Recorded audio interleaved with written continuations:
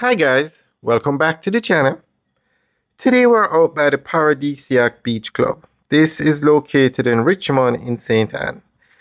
And this is one of the largest housing developments taking place in Jamaica, if not the largest. Now today we're going to talk about projects that have passed their deadline. We're going to talk about incomplete developments. Now, this development is doing extremely well. The houses are being sold and there is no problem with this development. We are just showing you the size of developments in Jamaica. So what we're going to talk about has nothing to do with this development.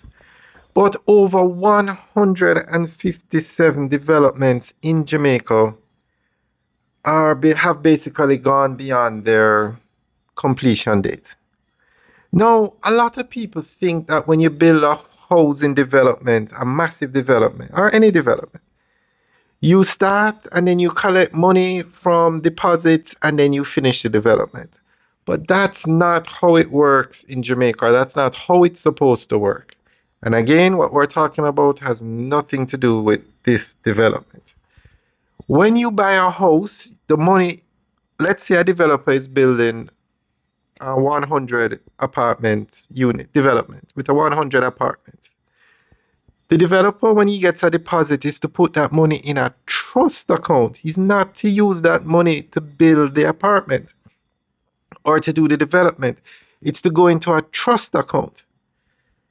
And that's probably one of the reasons why so many developments in Jamaica have started and then have to stop.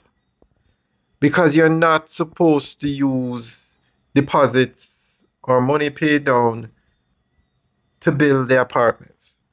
So the government is actually cracking down or on these developments that have started and are not able to finish. And we're not going to call any names, but there are quite a few, and we have showed a lot of developments that have started in Jamaica and seem to stop. And even some mega developments seem to slow down, even though the units are selling.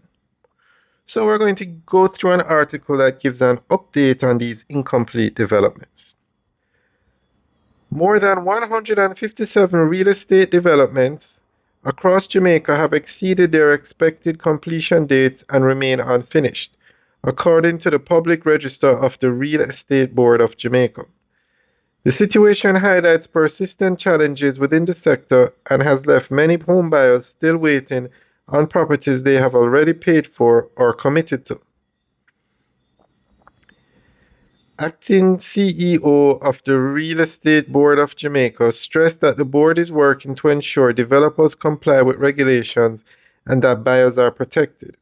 He explained that all funds collected from purchasers must be placed in trust accounts to promote transparency and proper management of finances throughout the development process. The delayed projects are spread across several parishes and range in size from small four-lot schemes to large developments with more than 200 units. Many were originally scheduled for completion by December 2025 but still incomplete as of March 2026 based on the REB records. In response, the board has stepped up enforcement efforts, including initiating legal action against at least one developer.